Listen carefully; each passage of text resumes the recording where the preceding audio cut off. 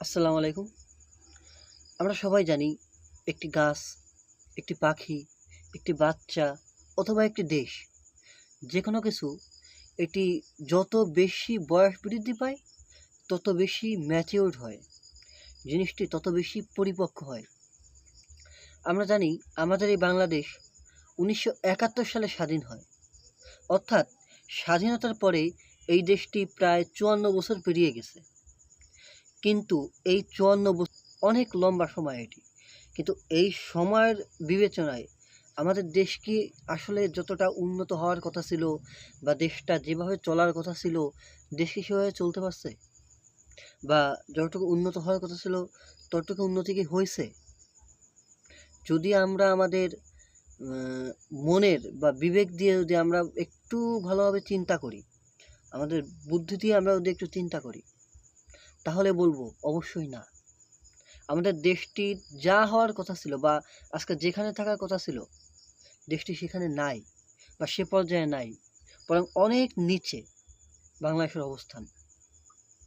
কিন্তু কেন? এত বছর যে দেশটি স্বাধীনভাবে নিজেদের কর্মকাণ্ড পরিচালনা করছে, স্বাধীনতা লাভ করছে, তারপরেও কেন তারা আজকে এত পিছিয়ে? চলুন আজকে এই বিষয়টাই খুঁজে বের করার চেষ্টা করব। আর বাংলাদেশ কিভাবে সামনের দিকে এগিয়ে যাবে তারও কিছু সমাধান খোঁজার চেষ্টা করব। তো প্রথমে আমরা আসি সমস্যাগুলো নিয়ে। তো প্রথমে সমস্যাগুলো দেখি, পরবর্তীতে আমরা সমাধানগুলো দেখব। দুর্নীতি। আমরা যদি বর্তমান বাংলাদেশের দিকে তাকাই বা সেই স্বাধীনতা পরবর্তী বাংলাদেশের দিকে তাকাই, এ পর্যন্ত যা ঘটে আসছে, আমাদের দেশকে দেখলে মনে হয় এর প্রতিটি জনগণ বা বলতে গেলে এই দেশের সেরাই সেরাই দুর্নীতি বহমান। অর্থাৎ দুর্নীতি এর রক্তে মিশে আছে। দুর্নীতি এটি একটি দেশ বা একটি সমাজ বা একটি জাতির সবার জন্য এটি কতটা ক্ষতিকর। এই দুর্নীতি আমাদের এই জাতীয় জীবনে যে প্রভাব ফেলেছে এবং এটি আমাদের দেশকে যে কতটা পিছনে নিয়ে গেছে, এটি আমরা আসলে যদি ব্যাখ্যা করতে যাই তাহলে আজকে রাত পার হয়ে যাবে, তাও এই ব্যাখ্যা শেষ হবে না। সো আমরা সবাই এটি জানি। তো এটি একটি বড় সমস্যা বাংলাদেশের। এরপরে যে সমস্যাটি আছে, অস্থিতিশীল রাজনীতি। আমরা জানি বাংলাদেশ একটি গণপ্রজাতন্ত্রী দেশ। এই দেশে প্রতি ৫ বছরে একবার নির্বাচন হয় এবং আমরা অধিকাংশ সময় দেখেছি আজকে যে দল নির্বাচনে ক্ষমতা লাভ করেছে, ও ৫ বছর যেতে যেতে ওর জনপ্রিয়তা এতটা নিচে নেমে যায় যে পরবর্তী নির্বাচনে ও আর নির্বাচিত হতে পারে না। অর্থাৎ আজকে একদল কালকে একদল, এইভাবে যে অস্থিতিশীল রাজনীতি, এটির কারণেও বাংলাদেশ অনেক পিছিয়ে আছে। কেন আছে এটি নিয়েও একদিন ব্যাখ্যা করব। এরপরে যে সমস্যাটি আছে সেটা হচ্ছে বেকারত্ব। আমাদের দেশে আমরা দেখতে পাই যে একজন অনার্স মাস্টার্স ডিগ্রি করে অনেক ছেলে বসে আছে। শুধু যে শিক্ষিতরা তা না, এই বেকারের তালিকায় অশিক্ষিত শিক্ষিত সবাই রয়েছে এবং এই বেকাররা কিন্তু দেশের বোঝা। তারা দেশে কোনো উপকার তো করতে পারে না, বরং আরও ক্ষতি করে। এরপরে যে সমস্যাটি তা হলো দুর্বল বা মানহীন শিক্ষা ব্যবস্থা। আমরা সবাই জানি যে আমাদের দেশে কিছু কিছু স্কুল বাদে সরকারি যে স্কুলগুলো আছে, আপনি যদি প্রাথমিক বিদ্যালয়ের শিক্ষার দিকে তাকান, আমরা সবাই জানি যে আমাদের দেশে কিছু কিছু জায়গা বাদে অধিকাংশ সরকারি স্কুল বলেন, মাদ্রাসা বলেন, কলেজ বলেন, এর শিক্ষা ব্যবস্থার যে কোয়ালিটি, শিক্ষা ব্যবস্থাটাই খারাপ। এবং এখানে যে শিক্ষাটা দেওয়া হয়, এদের যে ভাবে শিক্ষাটা দেওয়া হয়, এটি আসলে এই স্টুডেন্টদের ওভাবে তৈরি করতে পারে না যেভাবে আসলে বাইরের দেশের স্টুডেন্টরা যেভাবে শিক্ষিত হয়, তারা যেভাবে শিক্ষা গ্রহণ করে, আপনি দেখবেন আমাদের দেশে একজন অনার্স শেষ করেছে এমন অনেক স্টুডেন্ট আছে এই জাতীয় বিশ্ববিদ্যালয়ে, বা আপনি দেখবেন বিভিন্ন হয়তো অনেক ভার্সিটিতেও আপনি গেলে দেখতে পাবেন যে অনেক স্টুডেন্ট আছে যারা অনার্স শেষ করেছে কিন্তু 12টা টেন্সের ডেফিনেশন অথবা স্ট্রাকচার এগুলা বলতে পারবে না। এখানে আমাদের শিক্ষকদের আসলে কোনো দোষ নেই। আমাদের যে শিক্ষা ব্যবস্থা, আমাদের যে পাঠ্য বই বা আমাদের যে সিস্টেম যেটা মূলত, সেখানেই মূলত সমস্যা। আপনি দেখবেন আমাদের এই দেশে একটা অনার্স পড়ুয়া একটা ছেলে আর বাইরের দেশের, বাইরের বলতে ইউরোপে যান বা আপনি একটু উন্নত কান্ট্রিগুলার যে একটা স্টুডেন্ট, 5 স্টুডেন্ট আমাদের থেকে অনেক বেশি জানে। ইভেন আমাদের যে আমাদের দেশের যে ইংলিশ মিডিয়ামগুলো আছে, তাদের একটা 5 স্টুডেন্ট আর আমার একটা এসএসসির মিডিয়াম স্টুডেন্ট, যে তাকে নিয়ে আসেন, দুজন যদি এক জায়গায় বসে, এই সাধারণ যে স্কুলে যে পড়ে এ পারবে না ওর সাথে। সো আমাদের এই দুর্বল শিক্ষা ব্যবস্থা আমাদের খুব বড় একটি প্রবলেম, কারণ এখানে আমরা স্কিল তো হচ্ছিই না, বরং আমরা দেশের বোঝায় পরিণত হচ্ছি। এরপর যে সমস্যাটি আছে সেটি হলো বাজেটের অপচয়। আমরা জানি এমনিতেই আমাদের দেশ খুব বেশি বাজেট গ্রহণ করতে পারে না, এরপরেও আমাদের দেশের যে বাজেট নির্ধারণ করা হয় তা থেকেও প্রায় অনেকটা টাকা এখানে অপচয় হয়। সেটা চুরির মাধ্যমে হতে পারে, সেটা টেন্ডার কেলেঙ্কারির মাধ্যমে হতে পারে, মানি কেলেঙ্কারির মাধ্যমে হতে পারে, যে কোনোভাবে এটি কিন্তু হচ্ছে। আপনি একটু খোঁজ নিলে দেখতে পাবেন বিশ্বে রাস্তা তৈরিতে অর্থাৎ রোড তৈরিতে সবথেকে বেশি ব্যয় হয় বাংলাদেশে, এবং সবথেকে খারাপ রাস্তা নির্মাণ হয় বাংলাদেশে। তাহলে এটির কারণ কি? এটির কারণ কিন্তু এই অপচয়। এখানে জবাবদিহিতা নেই, এই অপচয়। এরপর যে সমস্যাটি সেটি হলো ক্ষমতাশীলদের জবাবদিহিতার অভাব। আমাদের দেশ মূলত কারা চালায়, বা যে কোনো দেশ ক্ষমতাশীলরা চালায়। সে ক্ষমতাশীল হতে পারে রাজনৈতিক ক্ষমতাশীল, অথবা সরকার থেকে নিয়োগপ্রাপ্ত কোনো অফিসার, সচিব, মন্ত্রী, আমলা, যে কেউ। তো এখানে আমরা আমাদের দেশে দেখতে পাই একজন মন্ত্রী, একজন সচিব বা যে কেউ, একজন ক্ষমতাশীল যে কোনো ব্যক্তি, তাদের কোনো জবাবদিহিতার আওতা নেই। অর্থাৎ তারা কি করতেছে, তারা খারাপ করলো না ভালো করলো বা কেন করলো, এটা জিজ্ঞাসা করার মতো তাদের কেউ নাই। এটি অনেক বড় একটি কারণ। এই যে তারা জবাবদিহিতার আওতায় আসলো না, এই জন্য তারা দুর্নীতি করে। এই যে তারা জবাবদিহিতার আওতায় আসলো না, তাদের মনে এই ভয়টা নেই যে আমি কি বলবো, আমি যে এই কাজটি করতেছি আমাকে তো জবাব দিতে হবে। এই ভয়টি না থাকার কারণে দুর্নীতি বেশি হচ্ছে। এরপরে যে সমস্যাটি সেটি আমাদের জনগণের দায়িত্বহীনতা। আমরা জনগণ, আমরা ভাবি এই দেশে আমাদের কোনো দায়িত্ব নেই, আমরা চাকরি করতেছি, ব্যবসা করতেছি, খাচ্ছি যাচ্ছি ঘুমাচ্ছি।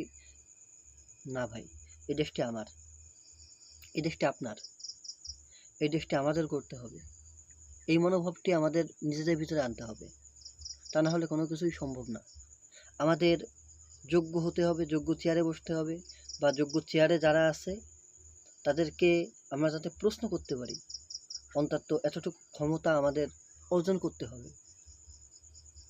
এরপরে যে সমস্যা সেটি হলো আইনের অপপ্রয়োগ। আমরা স্বাধীনতা পরবর্তী এবং এই সময় পর্যন্ত আমরা দেখতে পাই আমাদের দেশে আইনের সুশাসন প্রতিষ্ঠা এটি শুধু নামে মাত্র, কিন্তু কখনোই এটি বাস্তবে আমরা দেখতে পাই না। বরং ক্ষমতাশীলরা আইনের অপব্যবহার করে ক্ষমতাহীনদের উপরে জুলুম অত্যাচার করে। এটি বন্ধ করতে হবে। এরপরে যে সমস্যাটি সেটি হলো সুদীর্ঘ পরিকল্পনার অভাব। আমরা জানি একটি সুদীর্ঘ পরিকল্পনা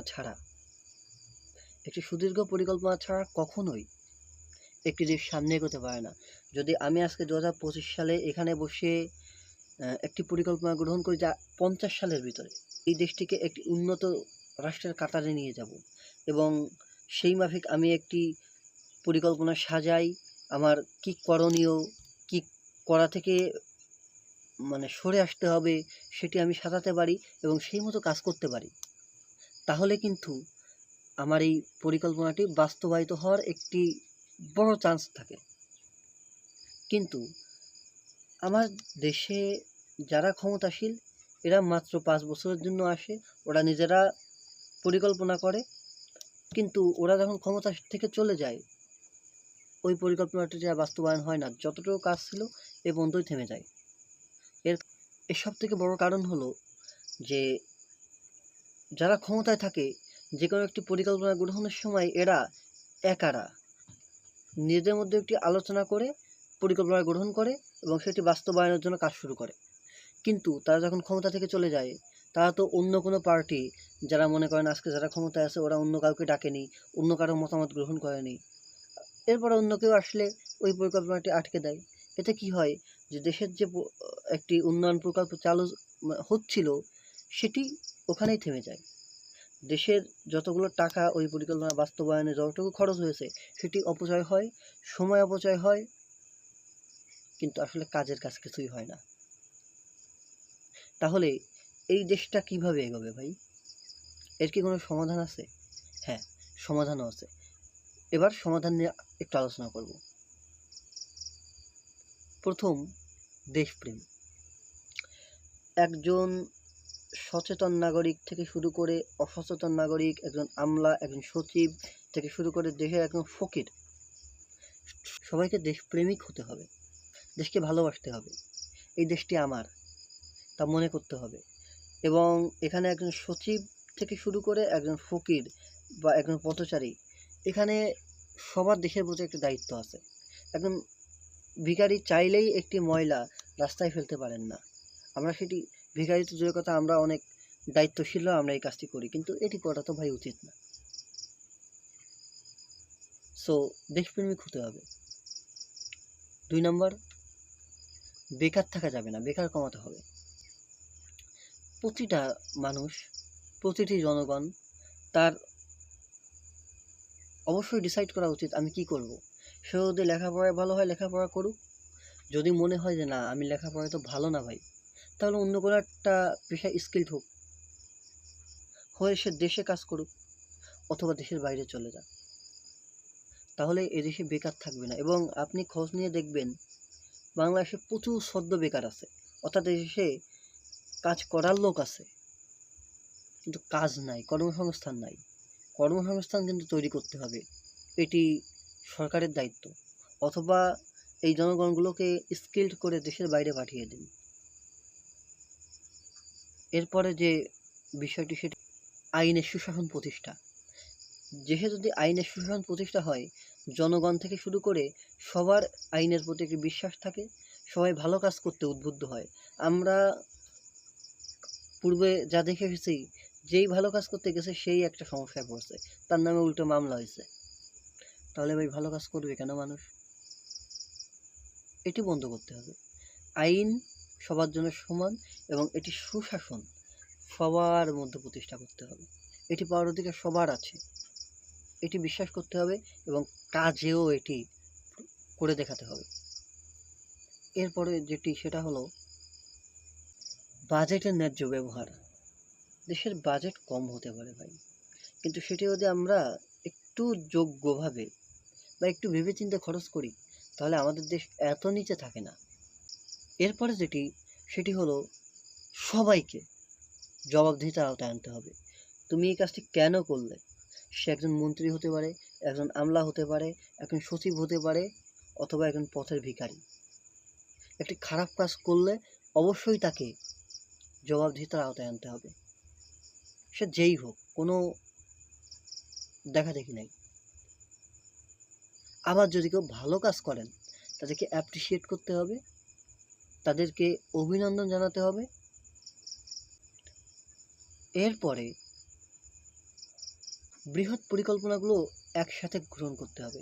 শুধু আমার মন চাইছে আমি গ্রহণ করলাম, আর কারো কাছে জিজ্ঞাসা করলাম না, পরবর্তী সরকার এসে এটি থামিয়ে দিল। এটি না করে আমি ক্ষমতাশীল অবস্থায়ও দেশের আরও যে 10টি দল আছে, আমি একটি জিনিস যদি আমার মনে হয় যে না এটি দেশের জন্য দরকার, তাহলে আমি ওই 10টি দল নিয়ে একটু বসি না ভাই? সবাই মিলে যদি বলে যে হ্যাঁ এটি দেশের জন্য দরকার, তাহলে এটি করি। তাহলে পরবর্তীতে যে আসবে ও মনে করবে যে এটি তো আমারও কাজ, আমিও তো এখানে স্বাক্ষর করছিলাম, তাহলে এটি চলমান থাকুক,